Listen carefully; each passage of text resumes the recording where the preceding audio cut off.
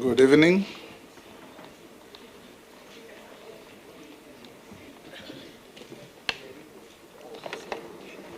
Welcome to this committee.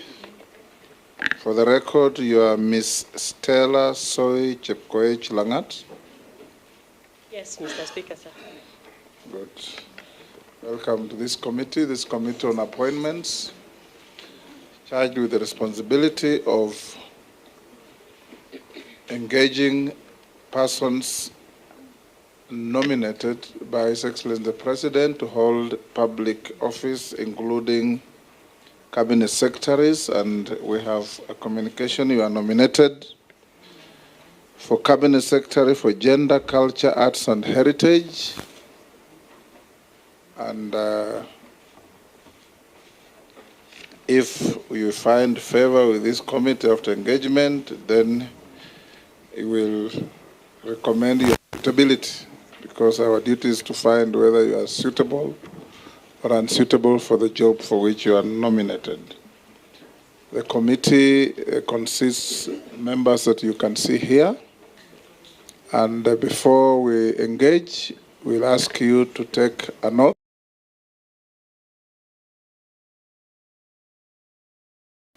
You may choose to take an oath on the Bible or the Holy Quran or the Holy Book of Hindus. Which one do you choose? The Bible. Bible. So be upstanding, take the Bible with your right hand, and recite the oath before you. Can you move closer to the mic so that you can be heard on record? I, Stella, do swear that the evidence I shall give before this committee on the matter under this consideration shall be the truth, the whole truth, and nothing but the truth. So help me God. You may take your seat and sign to the oath.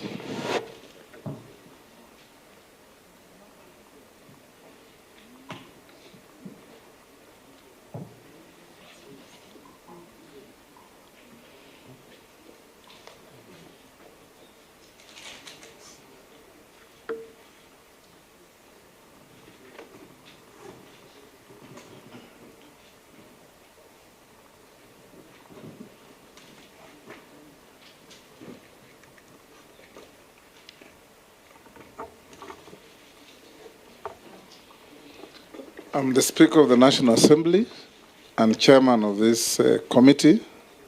On my right is the Deputy Speaker, Honorable Gladys Boss. My left is Sarah Kyoko, our Deputy Clerk, and I'll invite members to introduce themselves for the record. Naisula Lesuda, MP Samburu West. Nishungwa. Nelson Koech, Belgut. David Kosing, Pokot South. Mase, introduction. Mase Mary, Teso South. Abdul Rahim Daoud, Nordi Menti Meru. George Gitonga Murugara, MP Tharaka. Owen Baya, MP Kilifi North. Robert Mbui, MP Kadhiani. Stephen Mule, MP Matungulu. Dido Raso, MP Saku. Abdi Shurie, Balambala.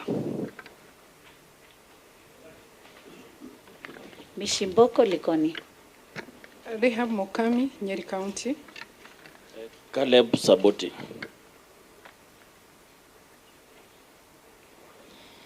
Stella, for purposes of the conduct of this hearing, we'll be referring to you as nominee. All right? We will start off by inviting you to introduce yourself. But before that, pass on your original documents in your possession to the clerk to check with the documents we have on you. So start by introducing yourself by name, educational background, work experience, any key competencies that make you feel you are suitable for the appointment to which you have been nominated by His Excellency the President.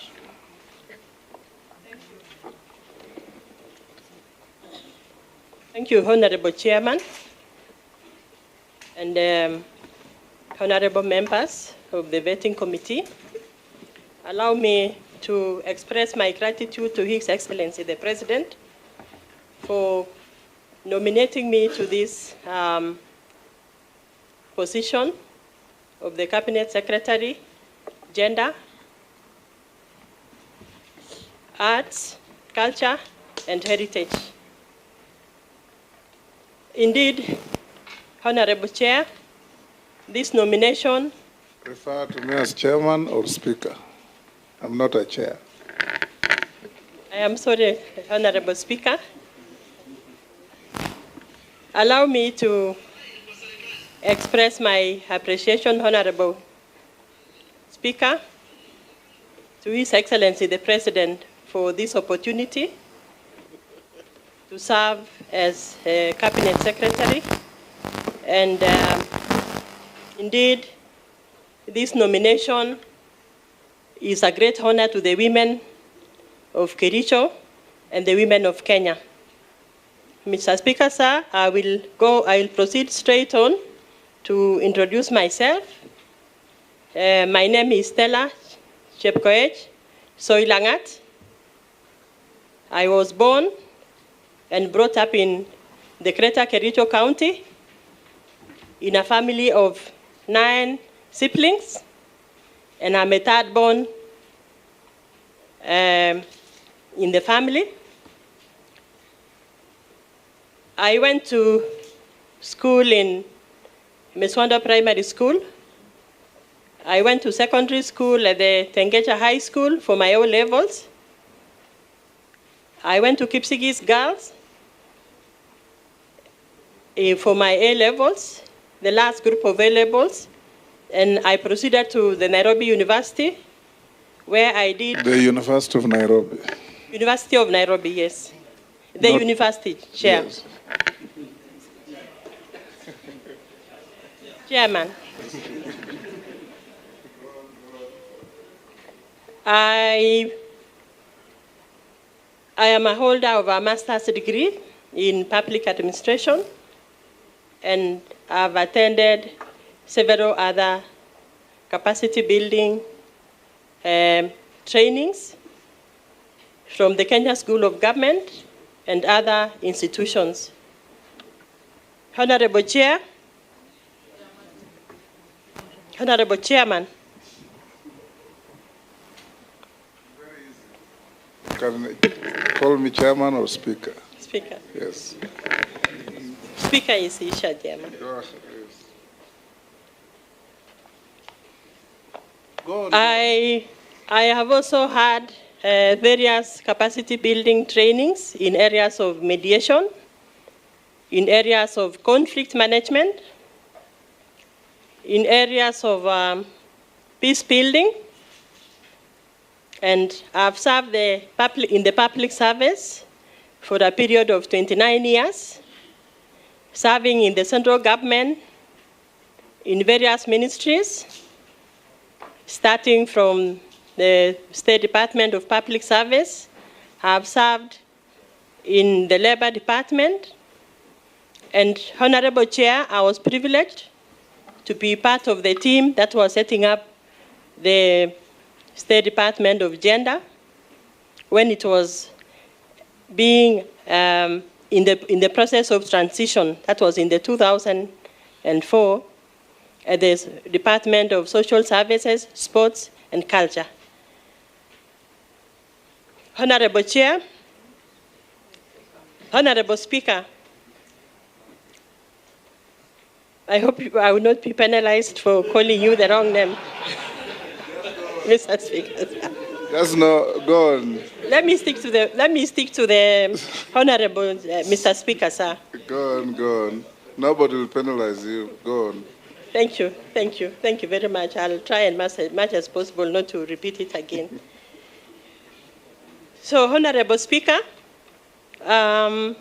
I've built a career in the public administration, working in several ministries, and I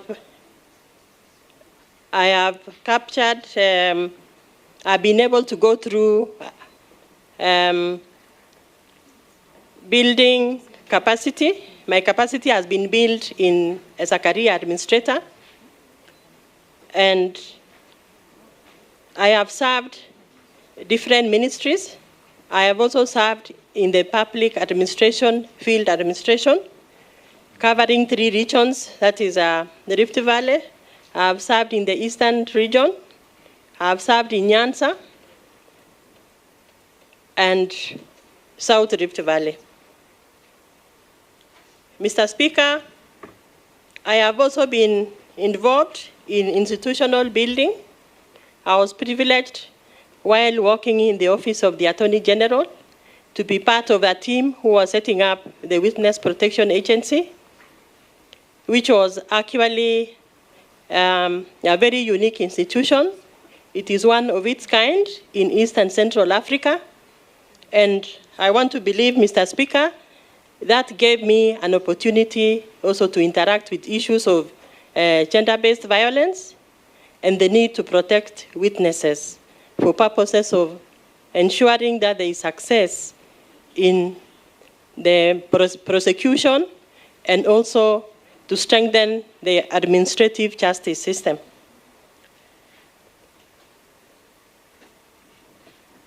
Mr. Speaker, sir, in my journey of duty, I've been part of the team who was setting up the county governments.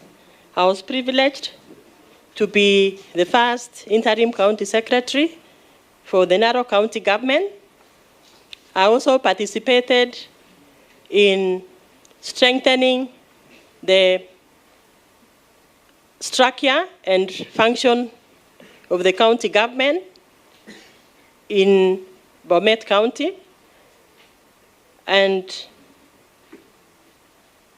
I have also participated in issues of ensuring that girls are protected from repugnant cultural practices while serving in the county government of Bomet, while setting up the Bomet East sub-county.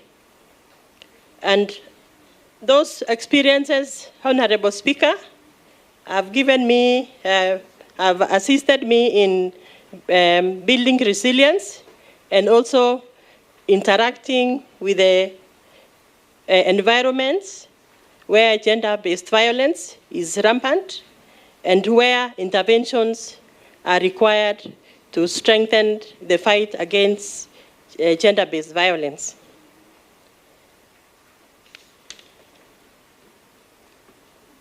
Mr. Speaker, sir, I think my experience in field administration has assisted me in terms of building resilience, building courage, and also building hard work and sacrifice, which are actually the pertinent ingredients for leadership in this particular field that I am nominated to serve. Thank you, Honorable Speaker. Excellent. Nominee, now we'll invite members to ask you some questions, starting with the Deputy Speaker. Okay. Ms. LANGAT, I would like to ask you just one question, which has been something that has been a subject of debate among the women of Kenya, and this is on the implementation of the two-thirds gender principle, which has been very elusive, despite several attempts to pass the law in the country, in the parliament, has not succeeded. And I know that your predecessor also had it on her desk. How do you think you will approach the ongoing challenges in implementing the two-thirds gender principle to make it a reality for the women of Kenya? Thank you. Thank you, Mr. Speaker, sir, and honorable member. The issue, the items on two-third gender rule are actually envisaged by our Constitution under Article 27, where the Constitution considered that for successful mainstreaming of gender in leadership, in electoral positions and appointee positions, there is need for the government to come up with legislation to facilitate and to operationalize what is provided under the Constitution. Mr. Speaker, sir, the particular item that we are discussing on the two-third gender rule is a big challenge, and the State Department, in which I have nominated, have come up with initiatives. And as we are sitting in this room, Mr. Speaker, sir, I am aware that there are initiatives under the Gender Inequality Commissions and proposals to initiate issues on amendment of the Constitution to address the gaps which have not been addressed under the legislation. Mr. Speaker, sir, I am aware also that the issues of two-third gender rule is a big challenge, especially in leadership under the National Assembly and appointee positions, because we are lacking the legislative platform where operationalizing the two-third gender rule is supposed to be guided through.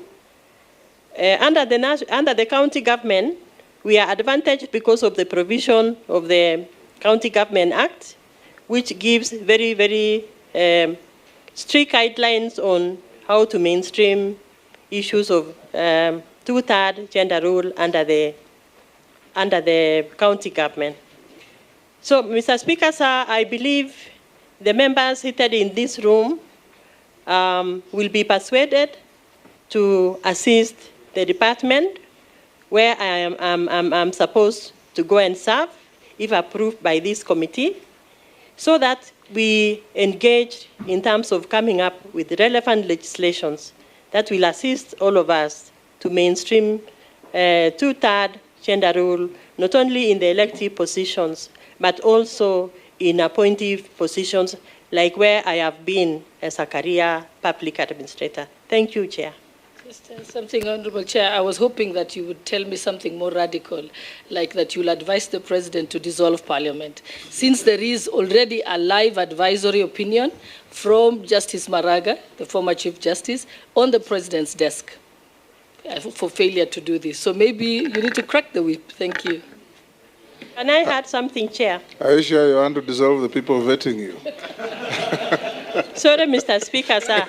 That's a joke. You don't have to respond to it. I just want to mention something, Mr. Speaker, sir, if you will allow me. What the Honorable Member has mentioned about the dissolving the Assembly, Mr. Speaker, sir, there is already existing goodwill from the top leadership in the executive. And this is actually demonstrated by the number of women who have been nominated to participate in this current cabinet. So I think the goodwill is there. What we just need is to go deeper and engage with the honorable members in the National Assembly to give the President support in actualizing the two-third gender rule. Thank you, Mr. Speaker. Majority Leader, you'll pass. Coach. Mine is on FGM and early marriage, Madam Nominee. And given the persistent nature of social cultural norms that perpetuate harmful practices, such as FGM, forced marriage, and child marriage, what specific strategies and policies do you propose to challenge and dismantle these discriminatory practices? Additionally, how do you plan to engage with community leaders and stakeholders to foster cultural change, ensure protection and empowerment of women, and girls and support them in overcoming barriers to economic participation. Thank you, Honorable Speaker. I want to thank the member for asking that very pertinent question. The issue of FGM and early marriages, in my experience and interaction in field administration, Honorable Chair, these are issues which are emanating from the levels of poverty in our communities. Most of the communities that I've interacted with, Ms. Honorable Chair, FGM, yeah. Mr. Speaker, sir. Most of the communities where FGM and early marriages are rampant are communities where the poverty index is very high, and girls are actually considered as an investment. So, Honorable Speaker, to address the issue of FGM and early marriages, we need to address poverty in our communities by empowering men and women, and more especially the men, because for a successful girl to progress and grow to be a person to be dependent on by a society, it takes a man. I'm a daughter, Mr. Speaker, of a mechanic, and I can assure you, Mr. Speaker, without the support of a father, a male figure in a family, women cannot do much in terms of empowerment and protection of girls. The second thing, Honorable Speaker, is addressing the issue of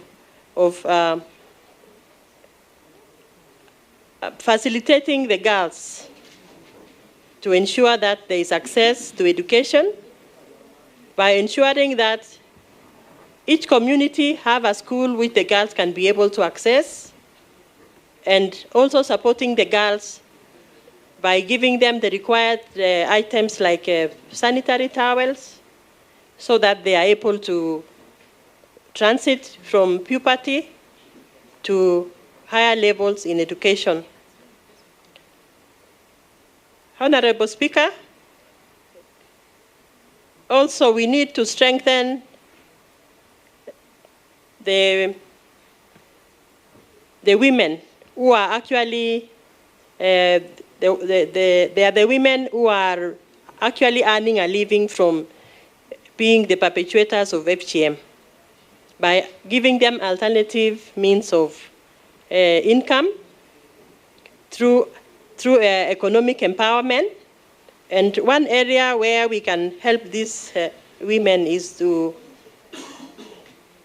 allow them and to access funds through the normal arrangements that we have right now under the Kenya Kwanza administration. We have Hustler Fund. We also have Women Women Enterprise Fund. So we can empower these communities so that they get alternative sources and forget about our girls, because the only way to protect girls are to protect perpetrators who are using the girls for economic gains. And finally, Honorable Speaker, is to create awareness among the societies, the communities where FGM is rampant. And I'm counting on the members in this room. As I listen to the introductions, I could assign every community where girls are experiencing the FGM, so that we have concerted efforts and help these girls together through the bursaries that the members sitting in this room are administering, so that we bring down the rates of early marriages and FGM in our country. Thank you, Honorable Speaker. Thank you, Nominee. We'll take... Honorable Speaker, yes. I have a follow-up question regarding the two-third gender rule. And I want to ask the nominee, are you aware there was a report in the parliament and the multi-sectoral working groups onto that gender role, and the report is already in the parliament. Are you aware about that? Because I didn't hear you mentioning that. Thank you, Honorable Speaker.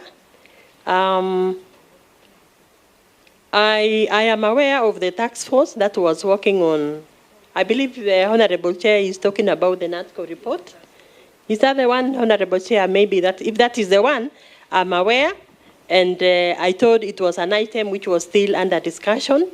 And maybe the leader of business in the National Assembly will be able to share the same. And I believe now it is still an item still under consideration. And since the honorable member who has mentioned it is part of that team in the National Assembly, I would also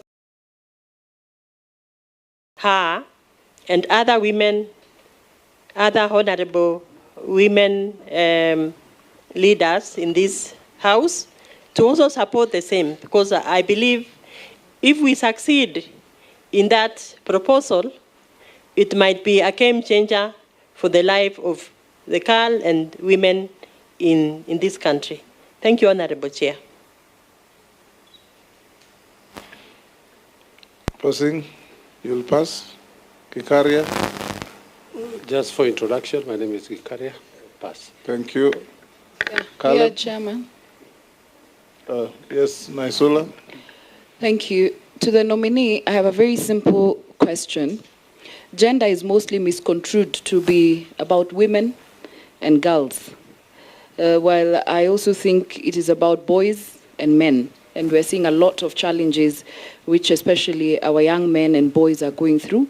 I want to know, if approved by this committee and the National Assembly, what measures will you put in place to ensure that our boys and young men are also taken care of? And finally, your views on femicide and rape, which has become rampant. Thank you, Honorable Speaker. I want to appreciate the Honorable member who has just asked the question. Those are actually very pertinent issues in our society now. The issue of the boy child and the men is actually one of the emerging gender issues in our communities. As we sit together in this room this afternoon, everybody is aware, every member seated here could be knowing of a case of a boy, either in your neighborhood, either a friend or a child of a sister who has gotten involved in issues of drug and substance abuse, cases of mental health, cases of broken marriage relationships. And when you look deep into the issues, Honorable Chair, the issue of the poor child is actually in a crisis situation. Honorable Chair, Honorable Speaker, if you go down the streets in this town, in this city, the number of boys who form part of the street families, you realize that the number of boys in the street family is actually on the increase. When you go to the mental health centers, you find the number of boys also is very high. Cases of femicide that we all witnessed in the recent past, it is our boys who are involved. So I think, Honorable Speaker, as a government, we need to come up with deliberate efforts targeting the boy child, starting from issues of drug and substance abuse, by starting to take most of them which are affected to rehab centers, and move a step higher to give them a reorientation and even train them in areas of their interest. We can take them to TVETs, where they can train in areas of where they have technical interests. so that these boys can also be empowered and be made to be useful and to have a gainful engagement, and also to encourage them to start families. Because right now, Honorable Speaker, the empowered girl that we have in our homes today, they have no husbands. Because the boys who are supposed to marry them, they are in drugs, they are involved in femicide because maybe they were disappointed by one woman. Honorable Speaker. Yes. I just want to caution on statements, especially where you're talking about, they need to be married and all these statements. Be very careful on the words you use. Some of young people do not necessarily want to marry at all. Number two, there's a statement that you've used, and someone has sent me a furious message saying that she needs to be careful because you say without support of a father figure, women can do little to succeed. She's saying she is a daughter of a single mother. Actually, since it was my question, Chairman, Yes. I under your guidance, what you have been saying is that Point of we are order. not looking for lamentation. I asked for measures and Yes. what we are going to do in case you are approved. Yes, Robert? Yeah, I also want to caution because she just said that on the matters of femicide, it's our boys that are involved. And without evidence, you can't really accuse anyone. That is also true, Nominee. Nominee, you are before this committee to demonstrate that if you find favor and His Excellency appoints you, what is your vision? The questions you are being asked is not about general knowledge. It's about if you become the cabinet secretary in this docket, what are you going to do about the plight of the boy child? What are you going to do about femicide? What are you going to do about all the things you have been asked, FGM and so on? So people, members of the public and this team are looking to you to demonstrate your vision for the country and what you can do to improve the space to which the president has nominated you to be. So avoid generalities and histrionics.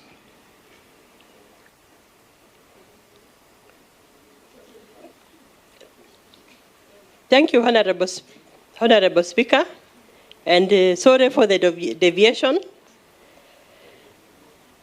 I want to just add something, Honorable Speaker, that most of the areas that honorable members has asked, they are areas also of research, which I might not have information, I might not have the data, but I could be having general knowledge. And since, Honorable Chair, I'm not an expert, I withdraw my sentiments, and I beg the honorable members to give me an opportunity to continue with the presentation. We'll go to Owen. Just a quick one, Honorable, so I can also give guidance. I think, we would like to see what are the policies, what are the policy gaps in the gender sector? What are the legislative gaps in the gender sector? And the other areas that you've been nominated to. You're not just in gender, you're also in culture and something else. Culture, arts, and heritage. Yes. The heritage part is quite important for this nation. But I haven't heard you actually say anything about heritage and what are the issues that we need. Probably I need to ask you, what are the issues in heritage? How are we going? Gede Ruins has been given a title now as one of the UNESCO World Heritage Sites. How is that important to this country? And the other, there are many areas where we have these UNESCO Heritage Sites, but the people there are very poor. They have not had any impact on this world classification in terms of heritage. What is it that you need to do in culture? In terms of performance arts, in terms of young people, content creation, and all that. If you gave us that, we'll be able to see yeah, you really can help this country in the cabinet. Thank you. Good. George, no? Mary, you'll pass? You'll pass. Robert? Yeah, thank you.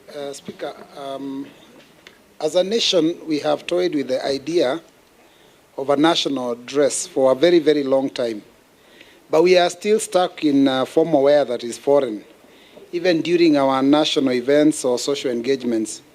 In fact, you can see that when we are doing all this work, we've all been in suits and ties. And even our parliament, we have to be in suits and ties.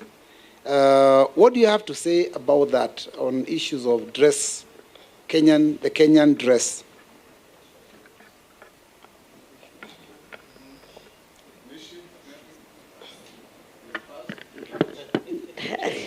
Chair, with the gender ministry, that I cannot pass, I have to say something.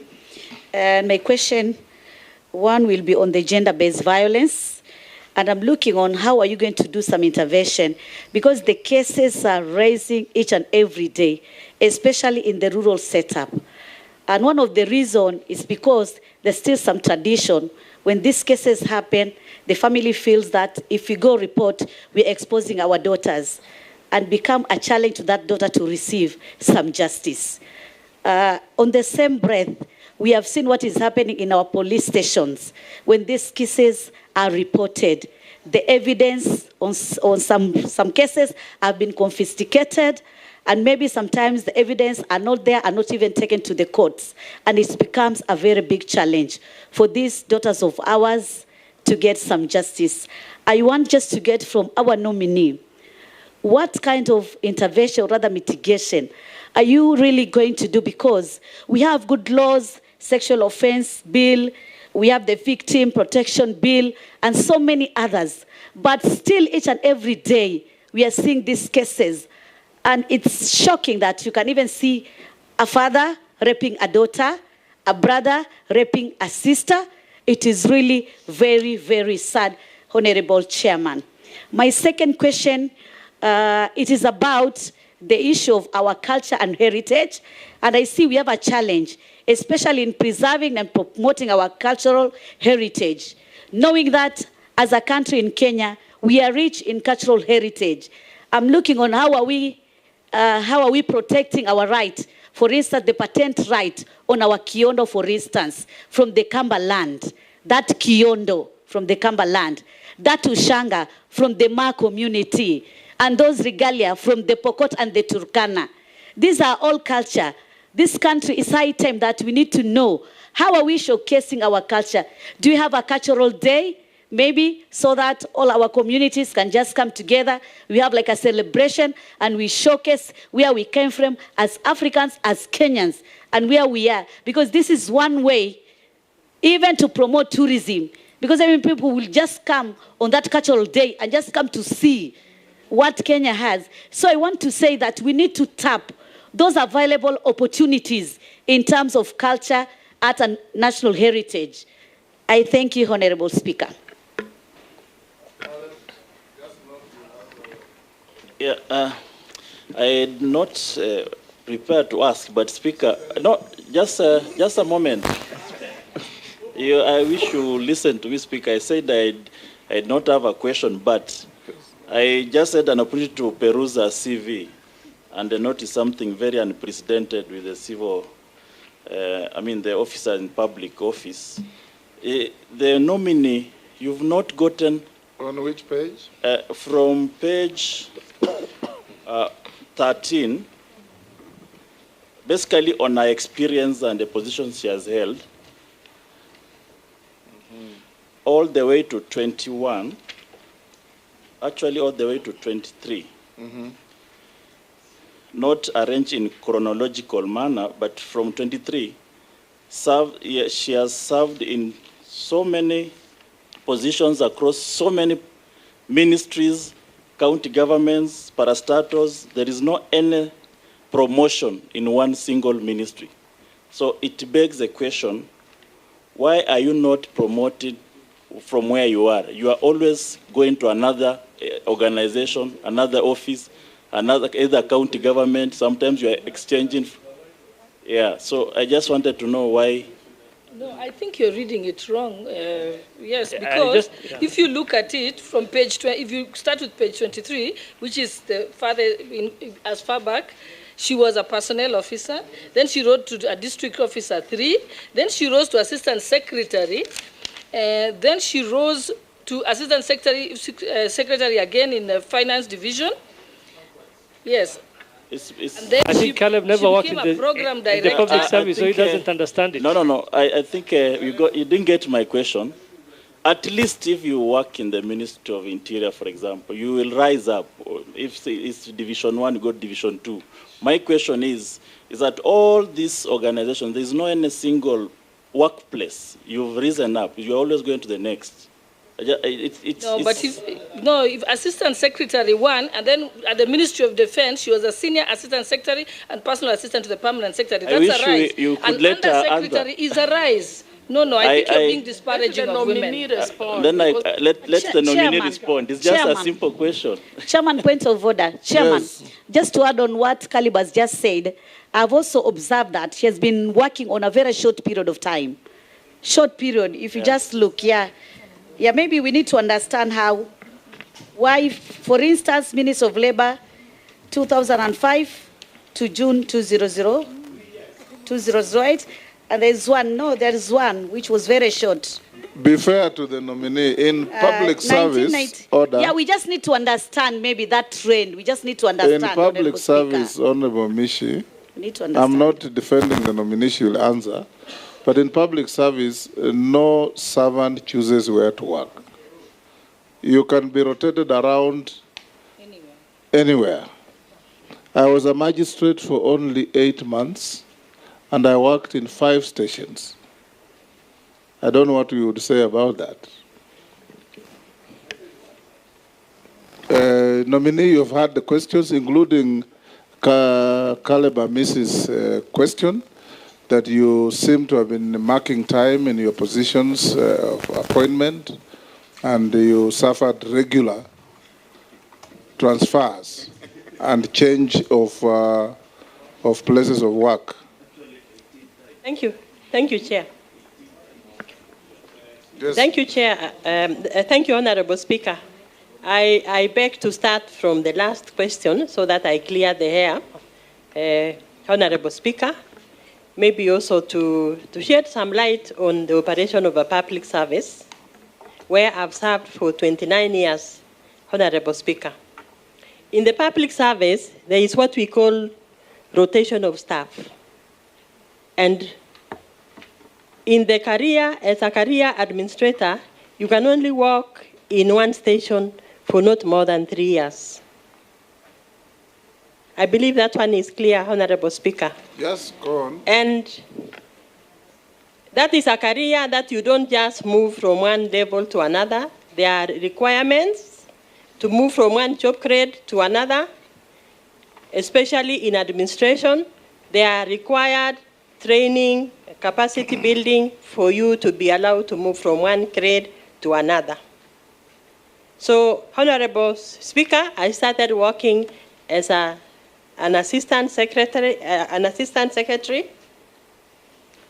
which is equivalent to DO3 in field administration. I rose to the level of assistant secretary 2. I moved again to 1. I moved again to senior assistant secretary. I moved again to under secretary.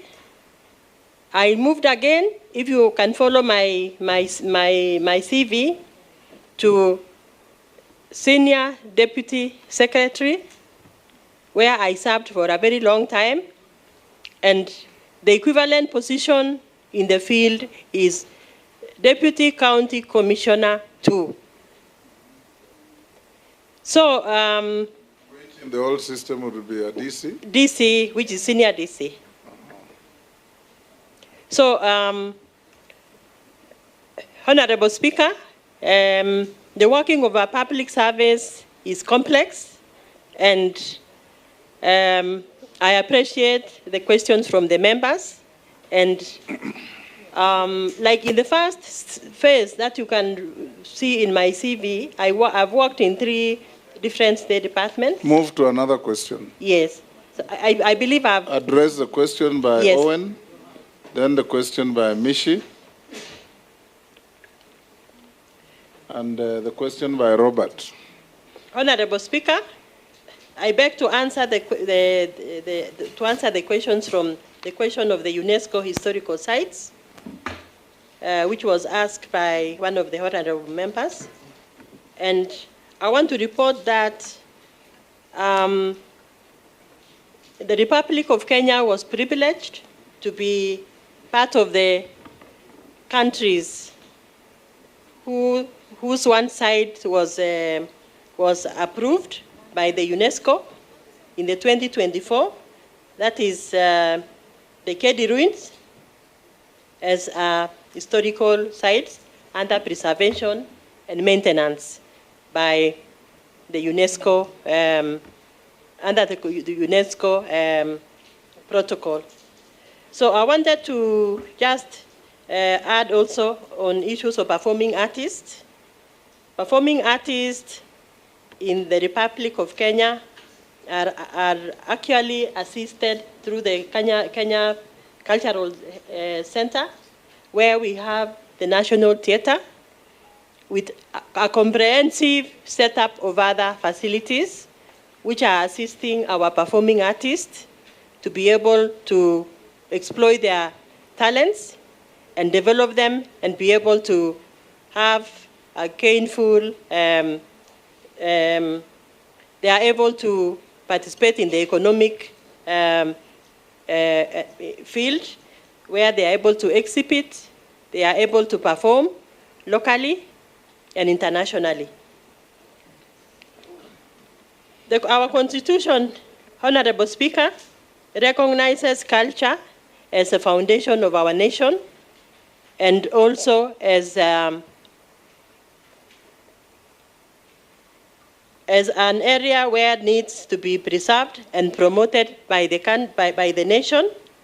And our Constitution recognizes and promotes and recommends that the state should promote issues of cultural heritage, covering issues of our literature, our performing artists, our music, communication, and indigenous, traditional indigenous technologies.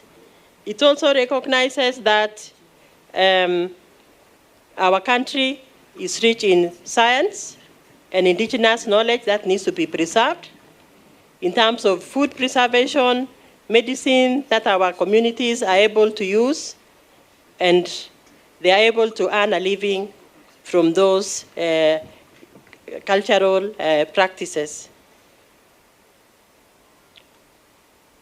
Honorable Speaker, there was a question also on the national dress. I want to report that the issue of the national dress is a very key item in building Kenya and promoting our local industries and also promoting our culture. The issue of national dress, Honorable Speaker, is one of the items that were presented in the meeting under the State Department during an Naivasha meeting, which was held last year. And there was a report, and there is a task force that has been constituted to be able to come up with a national dress through a consultative process where we can be able to have a national dress that can be acceptable by all the communities of this republic. And because the challenge that we have had in this past, Mr. Honorable Speaker, is having a national dress in a very diverse community, with very diverse communities like the ones we have in our republic, is a big challenge. So unless we have concerted efforts, it will not be possible to have a national dress that belongs to one community. I think that is what I submit for that particular question, Honorable Speaker. Go to Honorable Mishi. Mishi, was it on gender-based violence? Yes, on gender-based violence. Yes, go Honorable ahead. Speaker. Thank you, Honorable Speaker. On gender-based violence and the interventions that I would be able to bring on board if approved by this committee.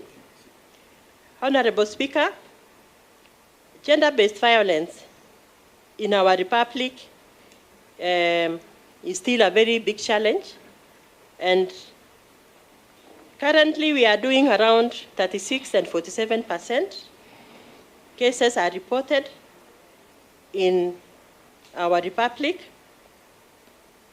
arising from issues of gender-based violence. Honorable Speaker, to be able to stabilize